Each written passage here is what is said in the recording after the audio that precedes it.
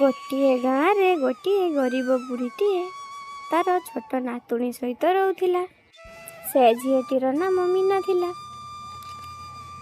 ବୁଢ଼ୀଟି ଜଙ୍ଗଲରୁ କାଠ ଆଣି ବଜାରରେ ବିକ୍ରି କରି ଯାହା ପଇସା ଆଣୁଥିଲା, ସେଥିରେ ସେମାନେ ବହୁ ଦୁଃଖ କଷ୍ଟରେ ଚଳୁଥିଲେ। ଭଲ ଖାଇବା ପାଇଁ ମଧ୍ୟ ସେମାନେ ପାଉନଥିଲେ। ଦିନେ ବୁଢ଼ୀର ଦେହ ବହୁତ ଖରାପ ହୋଇଗଲା। ମୀନା ସବୁବେଳେ ତା ଜେଜେମା ପାଇଁ ବହୁତ ମନ ଦୁଃଖ କରୁଥିଲା। ଜେଜେମା, ଉଠ ଜେଜେମା, ତୁମ ଦେହ କେବେ ଭଲ ହେବ ଜେଜେମା? ତୁମକୁ ମୁଁ ଏ ଅବସ୍ଥାରେ ଦେଖିପାରୁନି ଜେଜେମା। ଆରେ ମା, ଲାଗୁଛି ମୁଁ ଆଉ ଭଲ ହେବି ନାହିଁ। ମୋର ଖାଲି ତୋରି ଚିନ୍ତା। ତୁ କ'ଣ କରିବୁ, କୁଆଡ଼େ ଯିବୁ? ଜେଜେମା, ତୁମେ ସେମିତି କଥା କୁହନି। ମୁଁ ଯାଉଛି ଡାକ୍ତର ବାବୁଙ୍କୁ ଡାକି ଆଣିବି। ତୁମର କିଛି ହେବନି। ଏହା କହି ମୀନା ଡାକ୍ତର ବାବୁଙ୍କୁ ଡାକିବା ପାଇଁ ଡାକ୍ତରଖାନା ଚାଲିଲା। ଡାକ୍ତର ବାବୁ, ଚାଲନ୍ତୁ, ଆମ ଘରକୁ ଚାଲନ୍ତୁ ଡାକ୍ତର ବାବୁ। ଆରେ ତୁମେ କିଏ? ମୁଁ କ'ଣ ପାଇଁ ତୁମ ଘରକୁ ଯିବି? ମୋ ନାଁ ମୀନା। ଏ ଗାଁରେ ଆମ ଘର। ମୋର ମୋ ଜେଜେମା ଛଡ଼ା ଆଉ କେହି ନାହାନ୍ତି। ହେଲେ କିଛି ଦିନ ହେଲା ମୋ ଜେଜେମାର ଦେହ ବହୁତ ଖରାପ ହୋଇଯାଇଛି। ସେ ବିଛଣାରୁ ଉଠି ପାରୁନି। ମୁଁ କ'ଣ କରିବି କୁହନ୍ତୁ ଡାକ୍ତର ବାବୁ?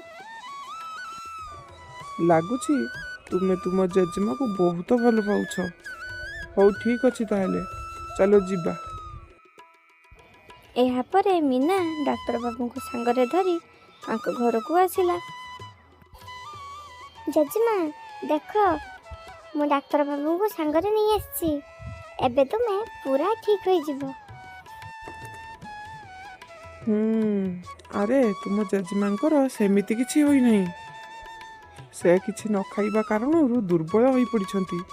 ସେଥିପାଇଁ ସେ ବିଛଣାରୁ ଉଠି ପାରୁନାହାନ୍ତି। ଏ ବୟସରେ ଖାଇବା ପ୍ରତି ଅଧିକ ଧ୍ୟାନ ଦେବା ଦରକାର।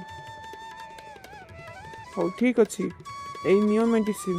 ଠିକ୍ ଟାଇମ୍ରେ ତୁମ ଜେଜେମାକୁ ମେଡ଼ିସିନ ଦେବ। ଆଉ ପ୍ରତ୍ୟେକ ଦିନ 2ଟି ଲେଖାଏଁ ଅଣ୍ଡା ଖାଇବାକୁ ଦେବ। ଠିକ୍ ଅଛି ଡାକ୍ତର ବାବୁ, ମୁଁ ମୋ ଜେଜେମାକୁ ମେଡ଼ିସିନ ଠିକ୍ ଟାଇମ୍ରେ ଦେଇଦେବି। ଠିକ୍ ଅଛି ଝିଅ, ଏବେ ତାହେଲେ ମୁଁ ଆସୁଛି। ଏହା କହି ଡାକ୍ତର ବାବୁ ଚାଲିଗଲେ। ମୀନା ମଧ୍ୟ ଅଣ୍ଡା ଆଣିବା ପାଇଁ ବଜାରକୁ ଚାଲିଲା। ତା ପାଖରେ ପଇସା ନଥିବାରୁ ସେ କେମିତି ଅଣ୍ଡା ଆଣିବ ଏକଥା ଭାବି ସେ ଗୋଟିଏ ଗଛ ମୂଳରେ ବସି କାନ୍ଦିଲା। ସେହି ବାଟ ଦେଇ ଜଣେ ପରୀ ଯାଉଥିଲେ। ଝିଅଟିର କାନ୍ଧ ଦେଖି ତା ପାଖରେ ଆସି ପହଞ୍ଚିଲେ। ଆରେ ଝିଅ, ତୋର କ'ଣ ହେଇଛି? ତୁ କ'ଣ ପାଇଁ ବସି ଏଠି କାନ୍ଦୁଛୁ? ମୀନା ସବୁ କଥା କହିଲା। ତାଠାରୁ ସବୁ କଥା ଶୁଣି ପରୀ ଜଣକ ମୀନାକୁ କିଛି ମଞ୍ଜି ଦେଲେ। ଏ କିଛି ମଞ୍ଜି ନେ। ଏ ମଞ୍ଜି ନେଇ ତୁମ ବାଡ଼ି ପଟରେ ପୋତି ଦେବୁ। ମଞ୍ଜି ଦେଇ ପରୀ ଜଣକ ସେଠାରୁ ଚାଲିଗଲେ। ମୀନା ମଧ୍ୟ ସେ ମଞ୍ଜିକୁ ନେଇ ତା ବାଡ଼ି ପଟରେ ପୋତି ଦେଲା। ତା ପରଦିନ ମୀନା ଆସି ଦେଖିଲା ସେ ଗଛ ବଡ଼ ହୋଇ ଗୋଟିଏ ଅଣ୍ଡା ଗଛରେ ପରିଣତ ହୋଇଯାଇଛି। ମୀନା ସେ ଅଣ୍ଡା ଗଛକୁ ଦେଖି ବହୁତ ଖୁସି ହୋଇଗଲା ଓ ସେ ଅଣ୍ଡା ଗଛରୁ କିଛି ଅଣ୍ଡା ନେଇ ବଜାରରେ କମ୍ ଦାମରେ ବିକ୍ରି କଲା। ସେଥିରୁ ଯାହା ପଇସା ମିଳିଲା ସେ ତାର ଜେଜେମାକୁ ବହୁତ ଭଲ ଖାଦ୍ୟ ଖାଇବାକୁ ଦେଲା। ତା ଜେଜେମା ମଧ୍ୟ ଆସ୍ତେ ଆସ୍ତେ ସୁସ୍ଥ ହେବାକୁ ଲାଗିଲେ। ଅଣ୍ଡା ବିକ୍ରି କରି ସେମାନଙ୍କର ଆଉ ଅଭାବ ରହିଲା ନାହିଁ। ସେମାନେ ଏବେ ବହୁତ ଖୁସିରେ ରହିବାକୁ ଲାଗିଲେ।